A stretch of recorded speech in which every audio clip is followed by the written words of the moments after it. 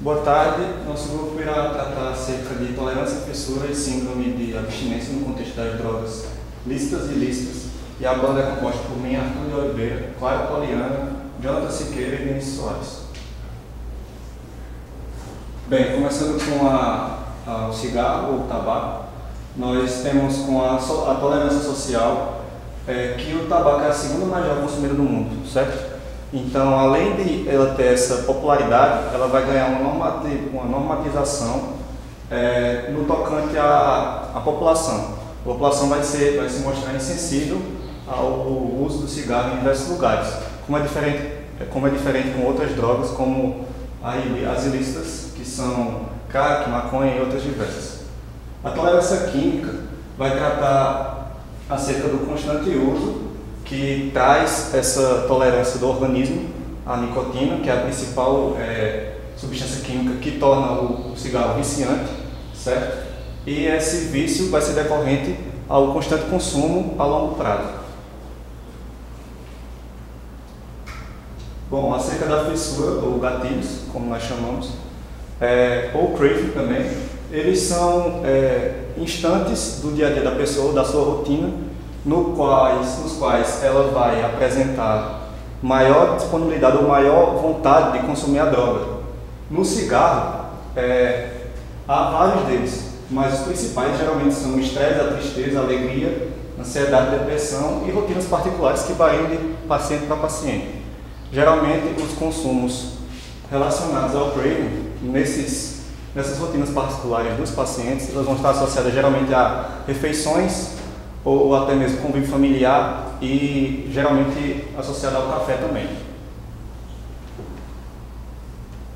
O uso contínuo, claramente há um desgaste do indivíduo que consome essa droga por muito tempo, certo?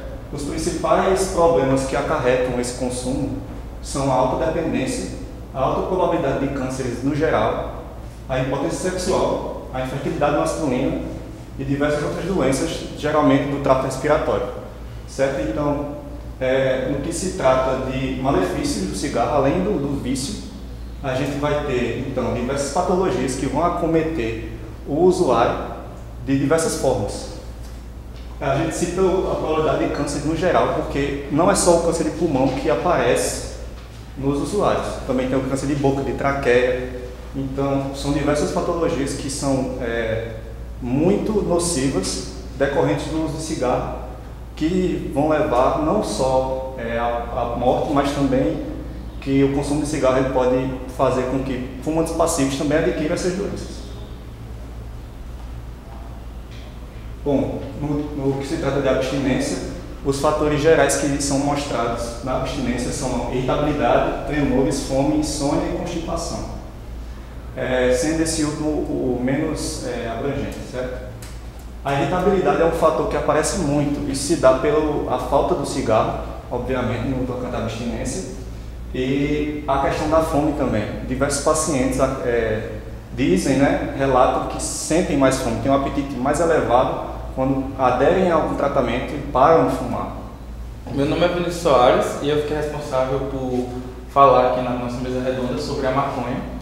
Eu gostaria de introduzir falando que maconha, como é denominada a planta que é proveniente tem como nome científico cannabis, ela é considerada a droga ilícita mais consumida no mundo, principalmente no Brasil e no mundo, e isso se deve pelo fato de que a maconha, comparada a outras drogas, o seu acesso é mais fácil em grandes centros urbanos e o seu preço em relação às outras drogas, é mais baixo que o normal, como cocaína, crack, entre outros.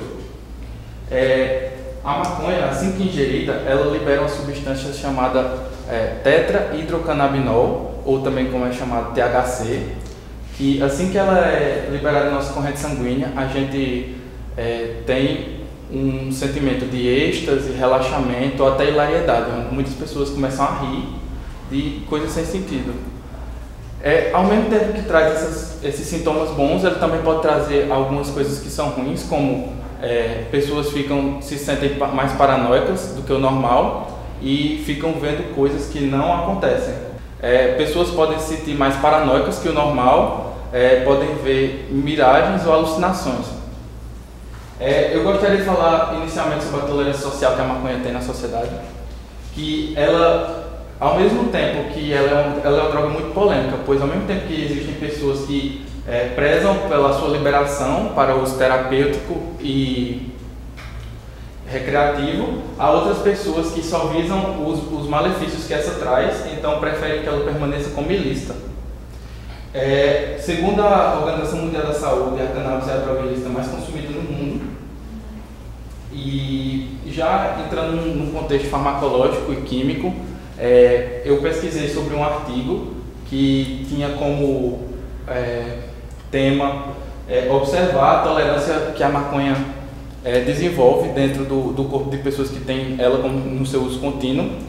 E ela foi feita por esse João Vilares em 2003, e ele chegou ao resultado que pessoas que fazem uso contínuo da maconha precisam aumentar a dose significativamente para que continue sentindo a sensação de prazer. Isso se deve porque, ao longo de todo o artigo que ele fala, ele desenvolve lá que o nosso corpo ele aumenta a tolerância nos receptores CB1, que são os receptores canabinoides, que são os que ficam encarregados de receber esses estímulos e sensações de prazer quando a gente ingere essa droga.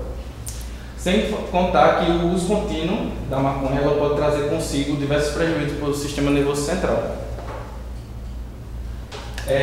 Já em relação aos gatilhos, ou a fissura, podemos falar, no geral, esses gatilhos são situações ou então instantes no dia a dia de uma pessoa que fazem com que ela desenvolva uma vontade maior de ingerir a droga. No caso, eu fiz uma pesquisa rápida e os gatilhos mais comuns que as pessoas apresentaram foi quando ela está angustiada ou atordoada, quando está triste ou ansiosa, quando vai às festas ou ao ver outras pessoas fumarem também, e quando está cansada. Bom, como eu falei anteriormente, o uso da maconha ela traz consigo diversos prejuízos, principalmente ao sistema nervoso central, mas eu queria relatar todos de uma forma geral, como alterações na memória e na concentração, porque foi comprovado cientificamente que pessoas que utilizam dessa droga acabam por ocorre uma perda da memória recente, e também essas pessoas ficam com uma dificuldade, ficam com um déficit cognitivo. Elas começam a esquecer coisas que geralmente pessoas que não usam não esquecem. Também ocorre a diminuição da coordenação motora, gera ataques de pânico, mudanças repetidas de humor, infertilidade ou impotência também, problemas respiratórios, principalmente o câncer de pulmão. E eu resolvi retratar essa síndrome amotivacional como um outro tópico porque ela consiste basicamente assim: se uma pessoa ela tem a maconha como seu uso contínuo, ela costuma desenvolver essa síndrome. E no geral, o que seria essa síndrome? A pessoa que desenvolve, ela para de sentir, ela fica sem motivação para nada, ela acha que a vida dela não faz mais sentido enquanto ela não ingerir dessa droga, o que deixa o tratamento de uma pessoa que é viciada em maconha muito mais complicado do que os outros. Como síndrome da abstinência dessa droga, nós temos as fissuras que eu mencionei anteriormente, são alguns gatilhos que elas veem no dia a dia delas que deixam elas com vontade de ingerirem a droga. Inquietação, que como a gente pode ver sempre, uma pessoa que ela é viciada em droga, tanto crack, cocaína, maconha, qualquer uma, você vê que quando elas estão sem entrar em contato com essas drogas, elas ficam meio ansiosas e inquietas. Nervosismo e irritabilidade é uma das bem comum, porque pessoas que se encontram em abstinência, se elas não entram em contato com a droga quando elas querem, elas ficam irritadas com quem nega dinheiro a elas para elas comprarem, ou então quando elas não conseguem ir na própria casa. E insônia. Agora a gente vai voltar para um contexto de drogas lícitas, que eu vou dirigir a palavra à Poliana. Ela vai falar sobre o álcool. O álcool é uma droga lícita, mas ela é gravíssima, podendo ser considerada até a mais grave das drogas. Ela possui uma grande aceitação social e o seu consumo é estimulado pela sociedade. Porém, ela é uma droga psicotrópica que atua no sistema nervoso central e pode causar dependência e a mudança no comportamento. Ela é uma droga em que é considerada, aqui o início do uso é aqui as pessoas iniciam mais jovens, entre os 12 e 13 anos de idade, 50% dessa faixa etária já fazem uso dessa droga. E uma em cada 20 mortes no mundo está diretamente relacionada ao consumo de álcool. É a droga lícita que mata mais do que a AIDS, a tuberculose e a violência juntos. Isso são dados que a Organização Mundial da Saúde adverte. E sem contar também o fator dos acidentes, em que é um fator bem agravante no contexto de álcool, onde muitas pessoas elas bebem, vão para festas, ficam alcoolizadas e acabam dirigindo alcoolizadas de terem feito o consumo de álcool e acabam se acidentando. Muitas vezes até levando outras pessoas para esse acidente que não tinha nada a ver com o alcoolismo, com o contexto do álcool. E algumas fissuras ou gatilhos dessa droga é quando está triste, angustiado ou ansioso, quando vê pessoas fazendo uso e quando vai às festas, principalmente por influência de outras pessoas nas festas de amigos, onde muitas pessoas acreditam que em estar em uma festa é preciso ter algum uso de alguma droga, principalmente o álcool, para estarem felizes e animados. Temos algumas consequências do uso contínuo do álcool, como doenças do fígado, problemas gastrointestinais, pancreatite, prejuízos cerebrais, disfunções imunológicas. Das doenças, a que mais acomete os alcoólatras é a cirrose, que é uma das que mais mata no contexto do alcoolismo. E em questão da síndrome de abstinência, temos a ansiedade, a depressão, falta de clareza de raciocínio, irritabilidade, nervosismo, fadiga, confusão mental e ataques de pânico. Bom, boa tarde. Uma outra droga ilícita é a cocaína, certo? Conhecida entre os usuários como branca, branquinha ou até mesmo neve. Isso se dá por conta da sua aparência, ser um pozinho branco ali, muitas das vezes comparado com o cloreto de sódio e o bicarbonato de sódio. Bom, a cocaína é uma substância psicoativa de ação estimulante do sistema nervoso central e um supressor do apetite. Conforme os usuários vão fazendo o uso contínuo dessa substância, ela vai auxiliando ali o emagrecimento da pessoa, fazendo assim, atuando como um supressor do apetite, certo? Ela atua na inibição e na recaptação de neurotransmissores, como a serotonina, a noradrenalina e a dopamina. A cocaína é viciante devido a seus efeitos na via mesolímbica do cérebro, certo? Mesmo fazendo ali o consumo em um curto período, corre um sério risco de você ficar dependente dessa substância. Bom, puxando mais agora para um contexto do número de usuário dessa droga ilícita, estima-se que cerca de 18 a 22 milhões de pessoas já utilizaram essa substância. Isso no cenário atual, agora recentemente em 2014, tendo como seu principal palco a América do Norte, sendo seu principal consumidor ali dessa substância, dessa droga ilícita, certo? Estima-se que cerca de 1 a 3% de pessoas no mundo desenvolvido já utilizaram alguma vez na sua vida essa substância, sendo uma das principais causas de morte a cada ano. Bom, o que é intolerância à droga? É a necessidade de doses maiores para que alcance originalmente o efeito obtido por doses mais baixas, certo?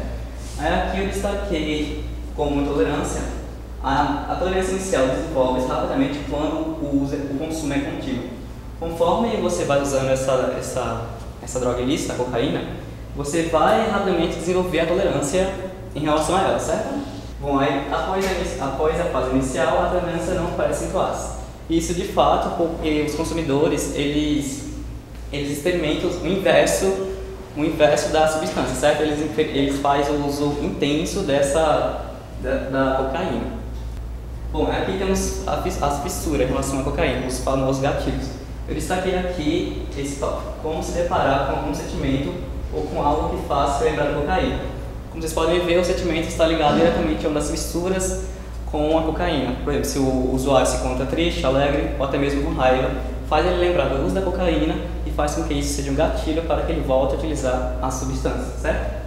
Aqui também temos outro, que é um outro tópico, que é obter outras mais uma vez, ou pelo menos não quer mais sentir o desconforto de ficar sem a cocaína. Esse é quando eles se afastam, são afastados da cocaína, certo? E se sentem ali meio que incomodados por sentir aquele prazer e querem voltar a utilizar a substância. Esse é mais um dos gatilhos em relação à cocaína. Bom, o uso contínuo.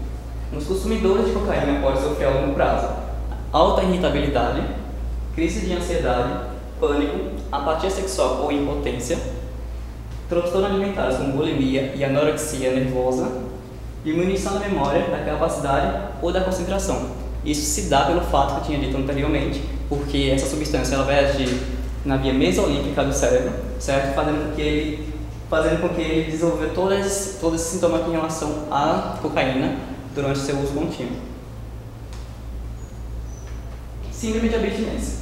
Como a síndrome de abstinência da cocaína, podemos destacar esses seguintes fatores: a hipersonolência, a depressão, a ideação suicida, ansiedade, agitação, confusão, surto psicóticos e até mesmo intenso desejo do consumo. Como eu tinha dito anteriormente, de novo, é por conta dessa ação que ela faz na via mesolímbica do cérebro, que vai também fazer com que ele desenvolva todas as síndromes aqui em relação à cocaína.